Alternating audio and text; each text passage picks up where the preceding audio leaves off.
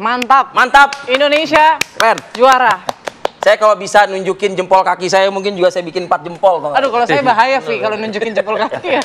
Oke, tapi kita akan coba ulas ya dari permainan tadi malam karena bagi sebagian orang, ini bukannya kita tidak bersyukur ya, atau kita kufur nikmat gitu ibaratnya. Tapi harusnya gitu. 3-0 seharusnya, katanya Ya, begitu. Betul. Ya kan? Ada dua yang kurang akurat gitu ya. Kurang akurat, Atau gak enak sama Bahrain. nggak rezeki berarti. Oke, langsung saja kita akan ulas dengan narasumber kita. Sebetulnya keberadaan kita berdua di sini tidaklah terlalu penting karena sudah ada Bang Roni Pangemanan sebetulnya bisa menggantikan kami berdua. Bang Roni, selamat pagi Bang Roni. Pagi. Tolong siaran dong pagi ini Bang Roni bisa Bang Roni. Begitu ya? Iya. Bang Roni bisa perkenalkan narasumber kita yang lain. Tapi kalau Bang Roni wujudnya kelihatan nggak apa-apa. Tapi kalau suaranya doang cukup Riko Ceper aja. Riko Ceper ya? Iya. Radio ya. Bang Riko apa kabar? Baik. Sehat ya? Sehat selalu. Dan juga Bang Gita Suwondo. Selamat pagi. Pada belum tidur tiga-tiganya. Mata-matanya semua nih. Lagi sayu semua nih. Tidur 15 Loh kok sayu orang menang kok sayu? Gitu ya? Buat poin 3 begadang jadi. Wih. Berarti THR full senyum ya? Full senyum. Lebaran full senyum, Full ya? senyum Ini dong. THR buat bangsa nih. Makanya kemarin kan bilang puasa kita udah hampir Ramadan nih 25 hari ya.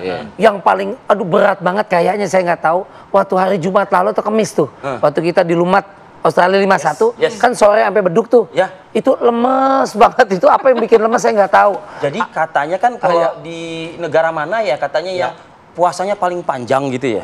Ya. Ternyata di Indonesia puasa paling panjang tuh kemarin katanya. Iya. Kita buka puasa di 45 menit pertama. Malah ada yang bilang gini, mood lebaran kita ditentukan malam ini. Kemarin pagi-pagi tuh ada yang ngomong. Saya ingin mulai dari Bang Roni. Bang Roni, Ya. komentar Anda permainan tadi malam, Bang. Iya, saya pikir ini kalau kita bandingkan dengan penampilan di Australia, di Sydney, ini memang peningkatannya bagus. 180 derajat ya. Iya, perbedaannya kelihatan sekali. Ya, penampilan mereka, motivasi yang mereka, diturunkan. squad juga ada. Starting 11 yang tampilkan kan berbeda. Ya. Tidak ada strike di sana, tidak ada Nathan yang bermain, Dean James juga yang tadi bermain, tidak ada. Dan mengembalikan 3 pemain belakang itu bagus. Rido, Jai dan juga dengan Hapner. Itu saya bilang keren Itu bermain. 3 pilar pertahanan Betul. Indonesia. Dan kalau boleh saya usulkan itu dipertahankan aja terus. Oh gitu. Jangan digubah. Jangan digubah. Selama mereka nggak cedera, mereka aja.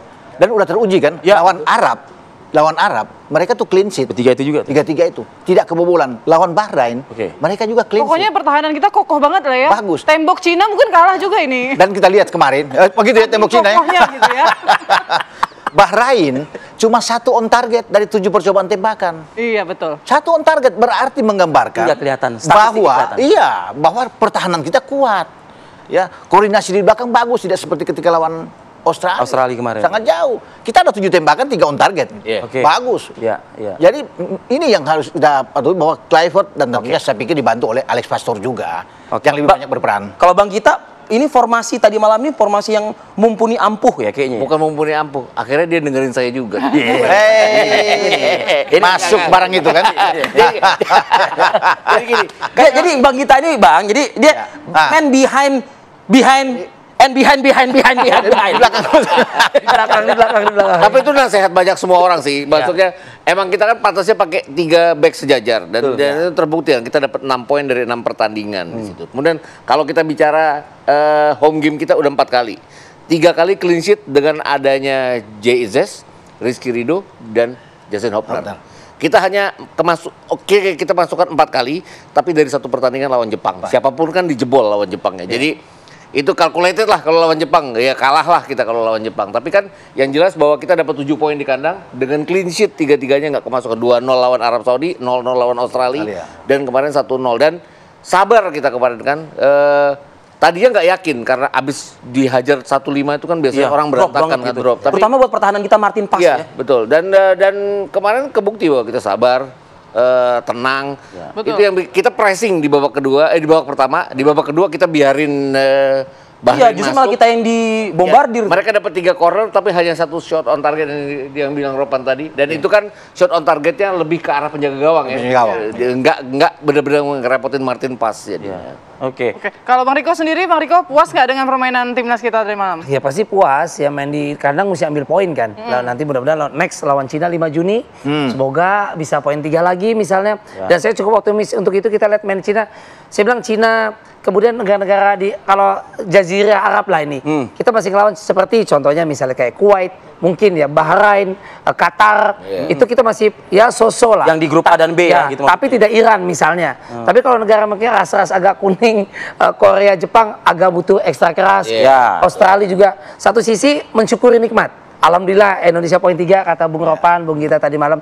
Tapi juga jangan lupa tanpa mengurangi rasa respek bahwa memang peringkat dari Bahrain dan Australia kemarin juga jelas itu berbeda. Jadi berbeda. Main di kandang juga pasti poin beda. Ada latihan juga sudah ya udah uji cobanya waktu kemarin di Sydney lah. Pressure-nya gede, uji cobanya. Contoh misalnya Bahrain mungkin sekarang 80-an peringkatnya di FIFA. Australia 24, itu juga jangan dilupakan. Jadi siapapun beda main di Sydney ini main di kandang. Jadi kalaupun menang tetap disyukuri. Tapi jangan lupakan bahwa kualitas Bahrain dan Australia pun ini agak berbeda pastinya. Di situ juga boleh jadi acuan. Tapi kembalinya 3 formasi kemarin yang dibilang, benteng itu tadi tuh. Udah makanya dari kemarin jangan dicoba yang aneh-aneh. Ya jangan dibongkar lagi ini. Saya setuju banget ini. Tapi Bahrain tim yang bagus, Suri. Oh, bagus Tim yang tuh, bagus. juara Lawan Piala Jepang Teluk kemarin Jepang agak kesulitan sebelum mereka datang ke kita. Kan 2-0. Sepanjang babak pertama itu kewalahan Jepang karena rapatnya pertahanan. Oh iya? Itu yang Nah, kalau kita lihat kemarin kan Bahrain open play ya. Ya Pertahanannya mereka terutama di babak kedua ya, kendor mereka ingin mengejar ketinggalan kan, itu wajar bagi tim yang tertinggal. Tapi kita bisa melihat bahwa setelah di Jepang mereka termotivasi luar biasa. Mereka itu harus menang, tadi malam itu harus menang melawan Indonesia untuk menghidupkan peluang mereka. Tapi dengan kekalahan ini semakin sulit buat mereka, karena lawan-lawan mereka akan ke Cina nanti terakhir. Kemudian mereka akan duel itu habis-habisan lawan Arab. Betul. Itu agak sulit buat mereka, makanya mereka habis-habisan juga tadi malam. Untung benteng kuat ya Bang ya. Saya nggak percaya itu tadi malam sampai tadi diskusi sebelum kita on air tadi. Saya lihat ini Rizky Ridho yang main di klub lokal. Enggak, ini main di Italia, ini orang main di Spanyol. Karena gayanya atau apanya? Ya semuanya dengan usianya, interceptnya, reading the game-nya, visinya, ketenangannya, maksudnya. Jadi lebih bagus main di luar dong, ya? Lebih bagus main di luar dong. Kelas Ridho, ini bener main di Jakarta, sayang. Karena levelnya, maaf tanpa mengesampingkan, Mesil Gross, wah hebat, J.I.T.S, wah di Italia gitu. Ini Ridho kayak gini, enggak ini di Spanyol nih. Saya nggak percaya seorang lokal yang istilahnya gitu tanpa memisah-misahkan, keren banget gitu. Kambuaya bagaimana Kambuaya? Lumayan. Itu juga. Dia itu kan apa ya? Dia terakhir kali main. Kakak Rike. Dia terakhir kali main itu jauh lama Bang, lawan Vietnam di Vietnam. Itu pun mainnya cuma 15 menit terakhir. Habis itu kan masuk DSP, masuk daftar susunan pemain tapi nggak pernah masuk ke lapangan. Tapi waktu kemarin masuk dia membuktikan kalau bahwa umpan flicknya itu kalau dimanfaatkan oleh keren ya tendangannya umpan itu. Reinders Eliano juga mungkin nama Bung Ropan jadi pengaruh Om kita. Nama itu kan doa. Contoh yang golin kita kemarin siapa? Romeni. Nih gue buktiin bikin gol. Romeni. Contoh kan Marcel kan. Mulai ngaco nih. Ini cocokologi dia nih. Cocokologi nih. Marceli no. Belum saatnya. Elia no. Eliano enggak jadi. Giliran oleh Rome. Nih gol nih. Eliano. Jadi kalau Kambuaya?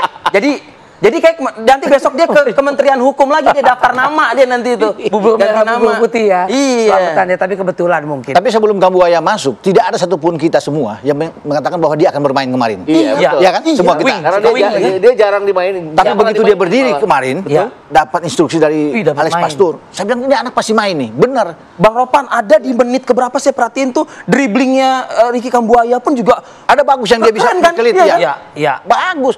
Artinya lebih percaya diri saya pikir dia. Dia ingin membuktikan bahwa kepercayaan yang diberikan pada dia ini dia harus buktikan di lapangan. Kalau saya lebih mengatakan artinya pemain lokal nggak kalah bagus ya. Oh iya dong. Bisa juga. Karena mereka pemain lokalnya bagus-bagus sih. Karena mereka termotivasi dengan permainan gaya teman-teman. Mereka ingin membuktikan juga bahwa kami bisa juga. Dan Marcelino tadi malam juga tuh saya bilang seolah hidup hadir kembali, terlepas memang kesempatan peluang emasnya juga tadi kena burung gitu ya. Tapi daripada siapa sih kok kena burung? Ya itu kan dia sapu, ada umpan bagus kebetulan. Tapi dia kok kalau bermain di GBK itu anak bagus. Itu luar biasa. Auranya ya. Dibandingkan dengan main di Sydney kemarin kan tenggelam, nggak ada. Itu dia nggak muncul. Tapi selalu kalau bermain di GBK top dia bermain. Auranya. Lawan Arab 2 gol. Iya, jadi GBK juga. Dengan gaya dia keluar lapangan sambil pakai kursi.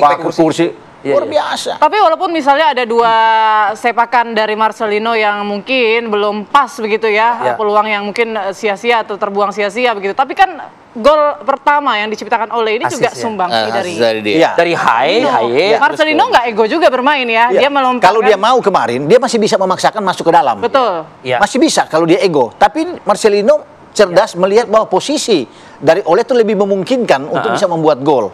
Untuk dia memberikan asis itu. Tapi sayangnya nih Bang Gita nih, kans kedua gol Indonesia itu ya, itu sebetulnya Ole itu kan sudah minta bola. Kan Ole sudah buka tangan sudah. Tapi di sepak bola biasa kan. Apa tuh Bang? Apa tuh namanya itu? Sepak bola biasa. Marcelino kan juga punya insting untuk mencetak gol. Iya, dia juga ingin menunjukkan ya. Jadi ini kesempatan pertamanya yang akan dia manfaatkan. Kan dia pernah bikin gol seperti itu juga waktu di Piala Asia. Dapat dari Jakob Sayuri dengan posisi yang nyaris sama gitu kan. Dan dia manfaatkan dengan sangat baik. Mungkin ya itu tadi striker tidak akan melihat temannya yang berdiri bebas kalau dia ingin memanfaatkan. Apa yang Bang Gita lihat? Apakah terburu-buru tampaknya kemarin Marcelino? Ya, kita kan babak kedua itu kan lebih bertahan, serangan balik. Dalam sebuah serangan balik ya kadang-kadang harus ada penyelesaian dan dia berpikirnya untuk menyelesaikan. Marcelino kan selalu gitu. Waktu di Piala Asia Under-23 kan dia sering dikritik. Kenapa? Karena berusaha untuk menyelesaikan padahal temannya masih ada. Tapi ya itu insting seorang penyerang tuh biasanya kayak gitu. Tapi jadi mungkin saya sepakat dengan tadi terlalu terburu-buru dan tidak tenang. Padahal itu kosong sekali. Kosong, iya betul. Kalau dia pun masih tahan bola, dia masih bisa nengok ke belakang panggil pemain Irak, ayo ke sini. Bikin gol. Kosong sekali, Bos. Lihat lagi tayangan ulang kan. Tidak ada pemain apapun. Jadi kalau dia kontrol aja bola itu sudah enak. Bisa ngopi dulu. Bisa ngopi. Jadi ada pemain dia kan jauh pemain Irak, dia akan panggil, "Lo sini." Iya kan? Baru dia tembak masuk. Sombong amat Bang. Iya dong. Atau dia kasih ke Ole. Karena memang tidak tenang, ya anak muda lah, bagus. Tapi apapun itu dia sudah bayar dengan asis dia terhadap gol pertama. Dan itu menarik gitu saya pikir. Ini 2 pemain Oxford yang bermain sama-sama yang mengkreasi menjadikan gol. Betul. Dua pemain Oxford yang Anda katakan ini adalah kan Rizky Ridho dengan Ole Romeni kan? Bukan Marcelino dong. Marcelino Ole. Oke, nah artinya di lini depan ini sudah ada jaminan ya Indonesia ini ya untuk kuncinya sebenarnya menggedor lawan begitu. Kan pelatih terdahulu tuh kunci yang tidak ada adalah nomor 9 diisi oleh Romeni sekarang. Gelandang bertahan yang sekarang diisi oleh Joe Pelopessi. Pelopessi kan kemarin kayak kayak unsung hero gitu kan. Babak pertama kan dia yang benar-benar menghentikan semua serangan-serangan dan biasalah kalau gelandang bertahan kan seperti nggak terlihat ya. Tapi yang jelas bahwa tanpa nama. Jadi perannya itu di babak pertama Babak kedua memang agak menurun, tapi ya itu karena kita bertahan terlalu ke dalam. Dan jangan juga dilupakan, rekor away-nya Bahrain itu ngeriin juga loh. Mereka 1-0 menang sama Australia, 0-0 lawan Arab Saudi, hanya kalah lawan Jepang mulai menit 66 mereka kebobolan. Dan 2012 kita pernah dilumat 0-10 juga.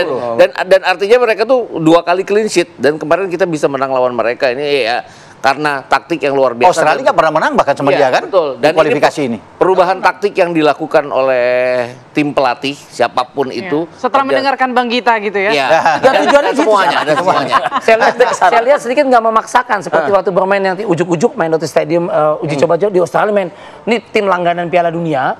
Main frontal aja berani. Nah kemarin pun pas sudah leading aja banyak pergantian kayak memperkuat Ivar Jerner masuk ganti Tom Haye artinya memperkuat kedalaman tengah supaya bertahan deh 1-0 nggak maksain untuk nambah lagi 2-0 3-0 lebih realistis kalau saya lihat. Tapi tadi saya tertarik ngomong soal Marcelino sama Ole diperjelas Rizky Ridho itu di Oxford jadi sudah ada tanda-tanda berarti Rizky Ridho nanti mau ke Oxford.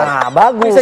Sebenarnya dia tahu Marcelino sama Ole tapi dialihkan ke Rizky. Kalau kita semua udah bisa jualan aja ya saya pagi ini bisa jualan. Iya dong. Iya benar ya. Kita tidak dulu. Biar kasih iklan dulu lewatnya ya kan. Kami akan kembali saat lagi.